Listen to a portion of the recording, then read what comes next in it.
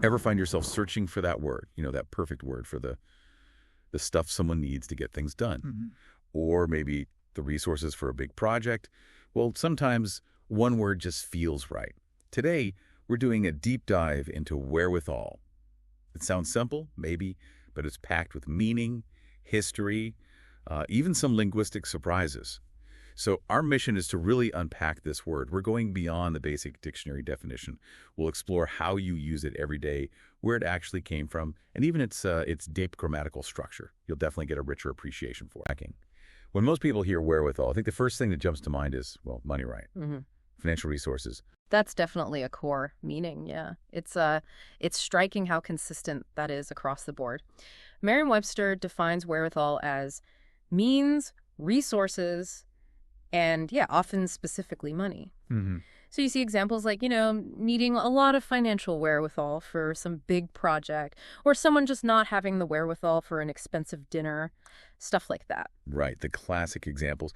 But it's not just about cash, is it? Our sources seem to show it stretches quite a bit beyond the purely financial. Exactly. Merriam-Webster actually broadens it out quite a bit. They talk about social influence, ability, and emotional capacity. Oh, okay. And Grammarist points out it's often used for someone's intelligence, ability, or togetherness. Basically that kind of personality trait that just helps people get things done. That makes sense. So if you say someone has the wherewithal to hold their ground, like in that Boston Globe piece, right, you're not talking about their bank balance. It's more like inner strength. Resolve. Yeah, precisely. Or another example mentions someone who found the wherewithal to take the field and focus. That's clearly about mental focus, emotional capacity, not money. So it's his broader sense of capacity, which actually brings up a grammar point. Is wherewithal singular or plural? Can you have wherewithals? Good question. There's a little bit of nuance there. So Grammarist is pretty clear. It's a mass noun. Okay. Like water or information. Exactly. Singular in construction, you shouldn't pluralize it. However, Richard Kane's linguistic paper does note that some speakers do seem to accept forms like wherewithals, even though he personally doesn't. So it kind of highlights how language is always, a bit fuzzy at the edges. People use words differently. Fascinating. When you hear all these different uses, what stands out to you? Do you lean more towards the money side or these broader abilities when you use it? That's a good question. I think I'd probably use it for both, depending on context. Yeah, me too. Now, you mentioned history, and the word itself, wherewithal, it sounds like it's made up of other words jammed together. And that's pretty much spot on. It really is.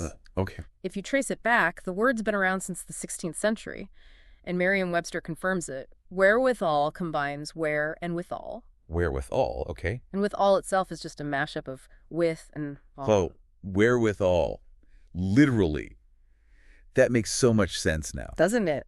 But it wasn't always a noun describing stuff, was it? Did it do something else first? That's right. It evolved. Way back in the 16th century, first known use around 1534, it actually worked as a conjunction, meaning something like with or by means of which. Okay, a connector word. Yeah. And then by 1583, it shifted slightly to become a pronoun, meaning that with or by which. The noun usage, the one we mostly use today, meaning the means to do something, what's necessary, that's much newer, only recorded from 1809. Wow, quite a transformation from a connector to a pronoun, and finally landing as this noun for resources or capacity. That's a long journey for a word. It really is. So we've covered the common meanings, the history, but you mentioned one source takes this idea of wherewithal somewhere else entirely, right? Something more social. Yes, exactly. We've talked about the practical, sort of everyday uses, but Hans Gustafsson, in one of our sources, introduces this concept of interreligious wherewithal. He frames it as a leadership virtue. Interreligious wherewithal. Okay, how does that work? Well, he takes that core idea, possessing what one needs to make something happen, and applies it to a very specific and increasingly important context, navigating our religiously diverse world. And he describes it as being wherewithal, like being present, fully present in a place and time with others. That sounds like more than just being aware of differences. Oh, much more. Awareness, he argues, or even foresight, isn't enough by itself. Right. It's about having both the awareness of potential issues, maybe tensions, or even opportunities in religiously complex situations. And crucially, the ability to actually do something constructive about them. The action part. Yes. Yeah. Through thoughtful action, through leadership. He gives some really powerful examples, doesn't he? Yeah. Situations where this kind of wherewithal is needed. He does. Very vivid ones. Like a company picnic that only serves pork, completely missing dietary restrictions for some employees. Right. Or a hospice needing to understand Buddhist end-of-life beliefs for its first Buddhist patient.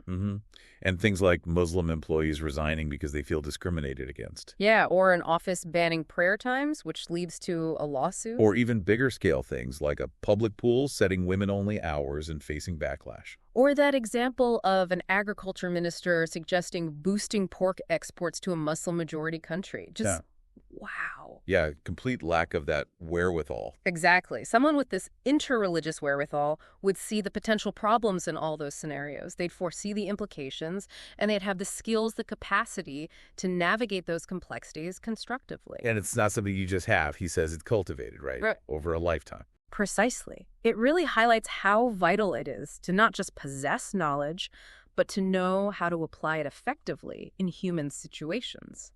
It's key for personal growth, but also for, society functioning well. So this specific kind of wherewithal is really about deeply understanding the human landscape, the diversity within it, and having that capacity to lead well. Well put. Yeah. Okay, so we've gone from money to inner strength to this complex social skill. But there's still another layer, isn't there? The actual linguistic nuts and bolts of the word itself. Right. Let's really get into the weeds now, linguistically speaking. This is where it gets pretty fascinating. You might think wherewithal is just, one solid word. But linguists, like Richard S. Kane in his paper, The Syntax of Wherewithal, they see something much more complex going on. He suggests that the pieces where, with, and all aren't just dictionary definitions stuck together. They're actually assembled in the syntax by a process linguists call merge. Merge, like building blocks? Sort of, yeah. It's a fundamental operation that builds sentences. So this means wherewithal isn't just one single indivisible unit, linguistically speaking. Wait, so it's not really one word in the way we normally think of words? That's kind of mind-bending. It is a bit, isn't it? His analysis actually leans towards saying that wherewithal isn't a single syntactic constituent. It doesn't behave as one solid block in the sentence structure. Okay. And yeah, he confirms the all part is just the word all. No mystery there. But if where and with are involved in this merging process, it begs the question, why don't we have other words like it? Why know what withal, or when withal, or even herewithal? Now that is one of the coolest insights from Kane's analysis. Yeah. He argues that this merge approach helps explain why those other words basically don't exist, or why they're not standard English anyway. Well, roughly it's because words like here and there just don't function as relative pronouns in English in the required way. And words like what and when, they're what linguists call non-R words, and they generally get excluded from these kinds of formations in Germanic languages like English. So the underlying rules of English grammar actually prevent what withal from being a thing. That's the idea, yeah. The specific syntactic rules don't allow those combinations in the same way they allow wherewith. It's quite specific. That's genuinely an aha moment. The language structure itself is the barrier. And he mentions it's not really a thing in Romance languages either. Right, because they lack those wherewith type structures to begin with. Yeah. He even points out something else unique about wherewithal in English. Its wherewith part undergoes a specific kind of movement, syntactically speaking, past the all. Other similar phrases don't do that. It's quite peculiar. Wow. Okay. So let's try and wrap our heads around all this. We started off thinking wherewithal was, mostly about money.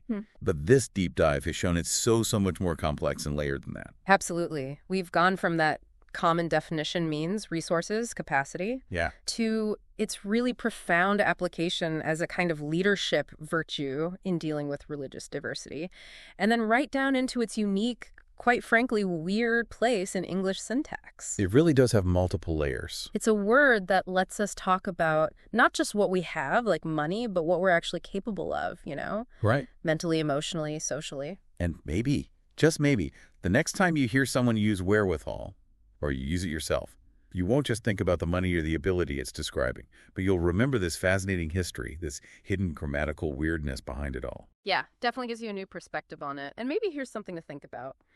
Beyond the financial, beyond even the interreligious context we discussed, where else in your life? In what other areas might cultivating that wherewithal, that blend of, say, awareness and the real ability to act constructively be the key? the key to navigating complexity, whatever that looks like for you, and actually achieving your goals. Something to mull over.